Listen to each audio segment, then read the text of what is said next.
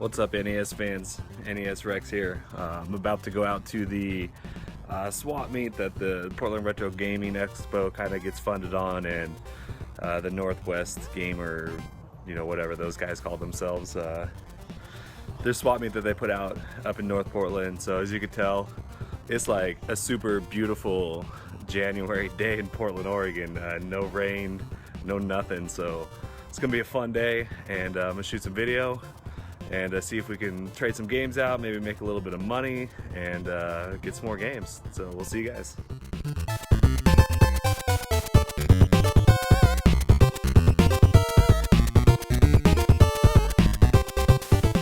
Alright, retro game enthusiasts, NES Rex here with my January 2015 pickup video. I know it's January 25th. I'm a little early pulling the trigger on this one, but kind of run into some financial things, and I'm clearing up some debts right now. So I have all of like $1 to my name right now. So this is going to be the last things I'm going to pick up for this month. No chance of getting anything new here. But as you guys saw in the intro video, I did go to the swap meet this last weekend.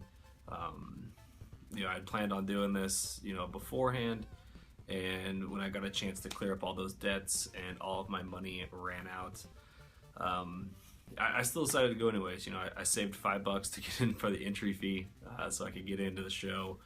And I put all my doubles together, packed them in a bag. Recently I'd gotten a PS2 bundle, so I could play the Kingdom Hearts game, so I had some PS2 games as well, so that's some other things to trade. So I took all my doubles down there, took those PS2 games down there, and I did some wheeling and dealing, and it turned my doubles into some of my new collector items. So before we touch on that, I spent today going back and going through the videos, and well, before I get to that, I want to roll some footage. I didn't take very much footage. Obviously, as you can see from here, it's not too much. I don't know why I forgot to pull out my phone and take some footage, but I did, and I captured some, you know, some pictures of some booths that I dealt with, and some of the cool stuff that I saw there. I don't know, you might see a Pico somewhere. I don't know, but you know, just saw a little footage from there. There's some cool stuff there, some cool artwork as well. But now that we've kind of saw all that stuff, I want to talk, or maybe we're still just how the video lines up, but I want to talk a little bit more about what I did today. And today I spent a pretty good amount of time going back and watching all my videos, and I noticed I didn't even get like seven games in before I started jacking up the math.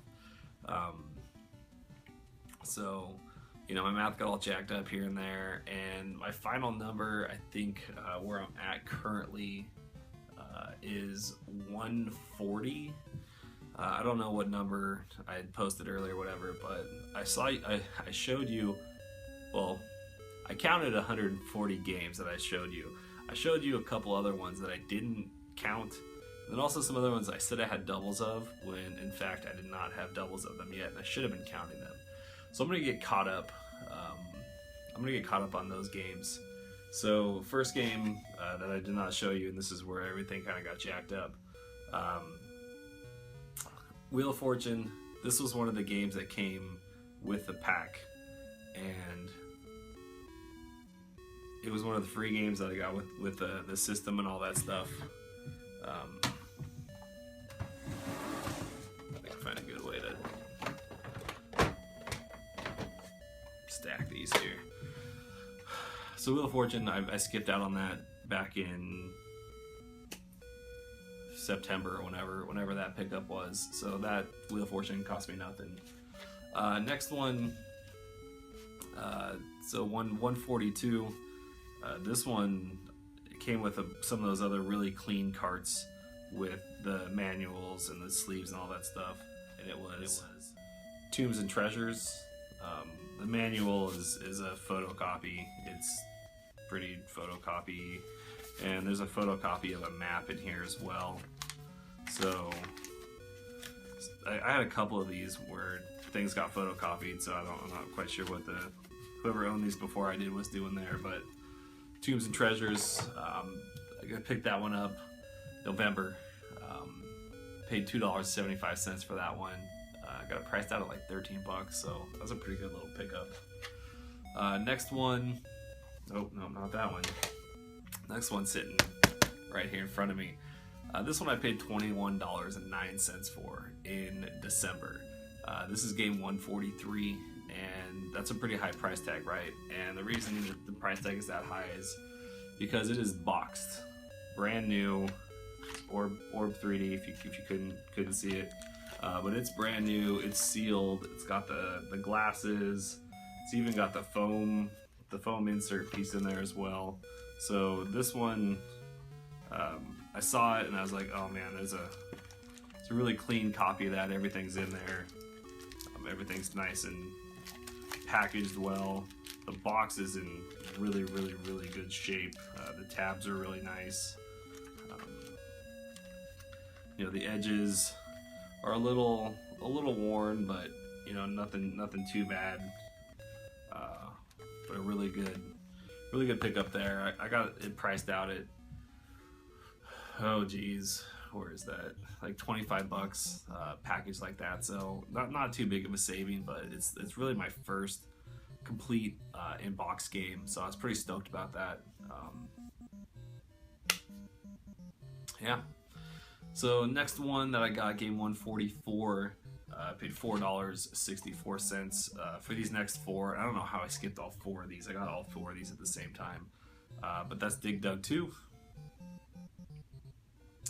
So Dig Dug 2, played that game at my friend Jake the Snake's house as a kid. He didn't live too far away from me, so we'd go over there, we'd play some Dig Dug 2, so that was cool. Next game, game 145,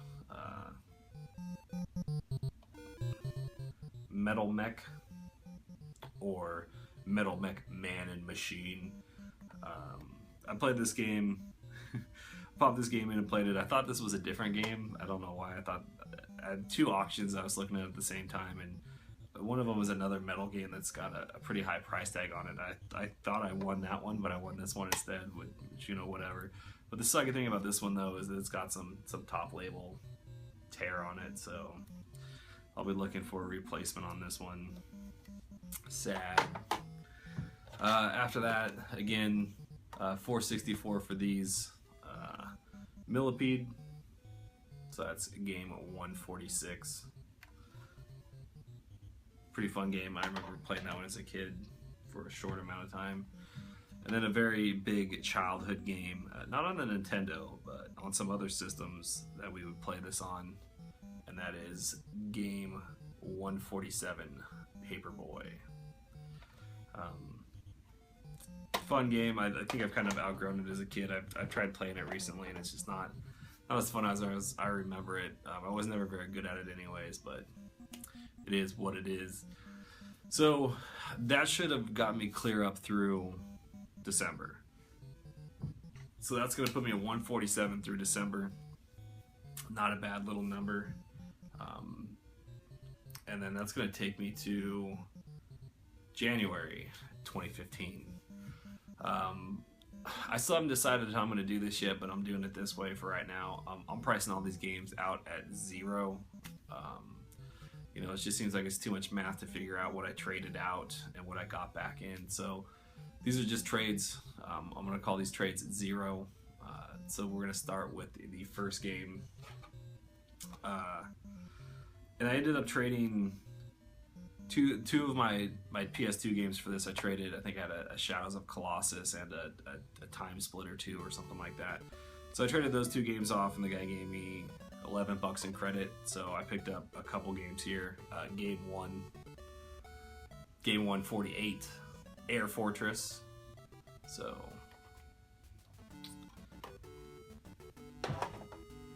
next game that I traded for, actually no, that's not true because that's a different one. What else did I trade this game for?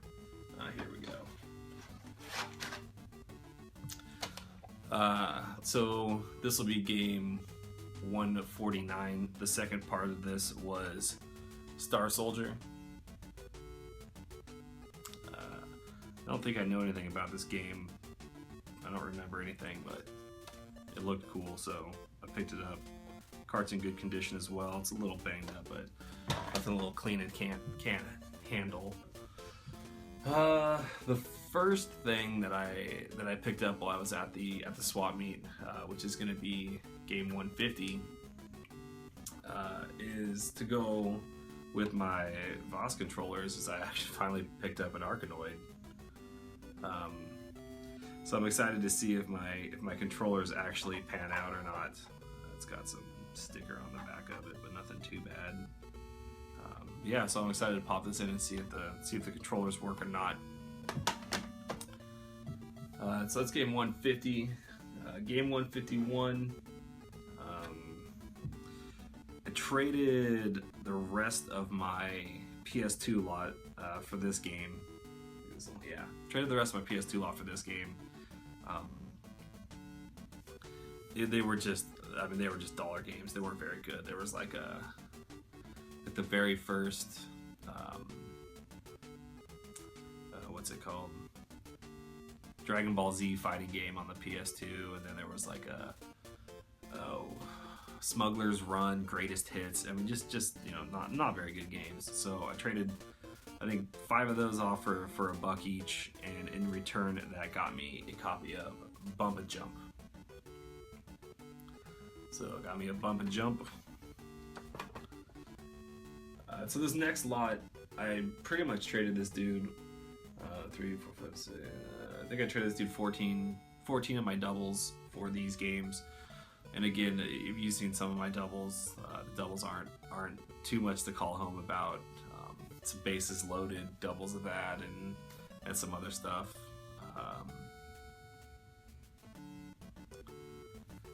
So first one, sleeve manual cart, got me a pin bot.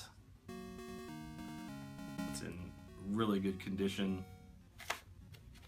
And this was just a guy, and he was sitting there, was like, well, I'm just selling off what I have. I don't have very much, and I could tell that he was interested in getting more items and giving away less items, so he had more to trade off and sell. So I worked a deal with him.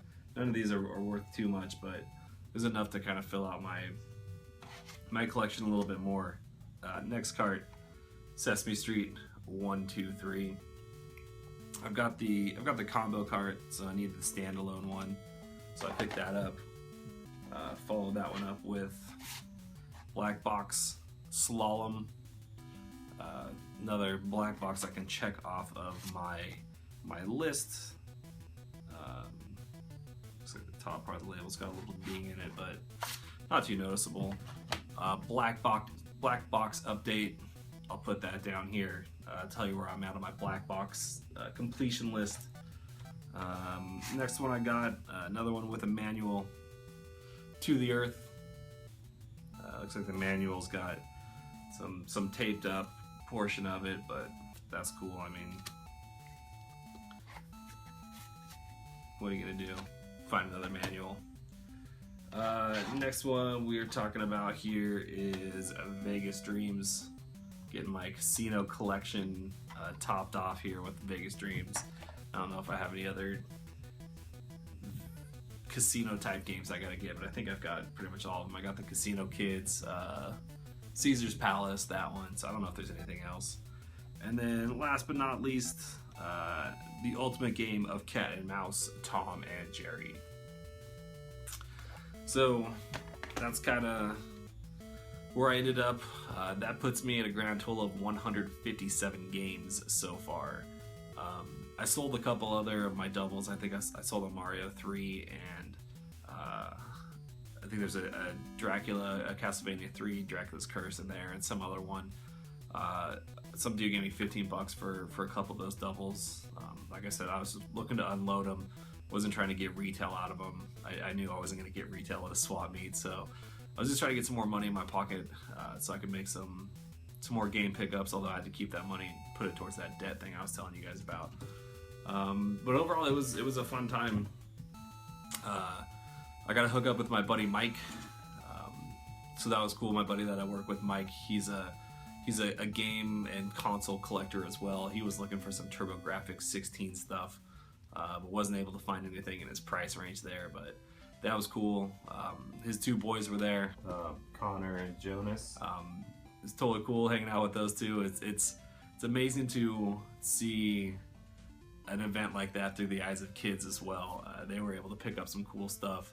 I think there was a green like Minecraft crystal or some kind of like bracelet or necklace thing, and then they also picked up a Captain America shield pillow, super soft, super awesome. So it was cool, you know, looking at all the stuff that Mike and I played with as kids, and you know their take on everything, and kind of explaining some stuff to them.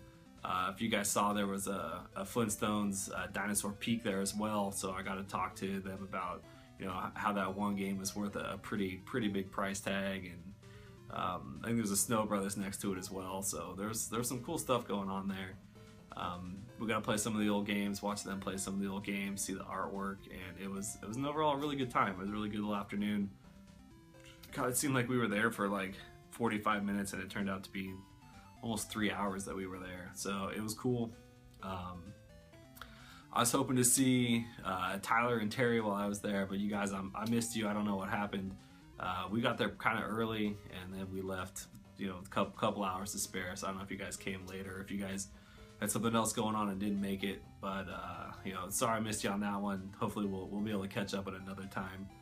So yeah, that's kind of where we ended the month at. You know, thanks for watching. Like the video, subscribe, all that good stuff. Comment, please comment. You know, I'd love to talk to some more people. See what everybody's up to, and hope you guys have a great rest of the month. And we will see you guys in February.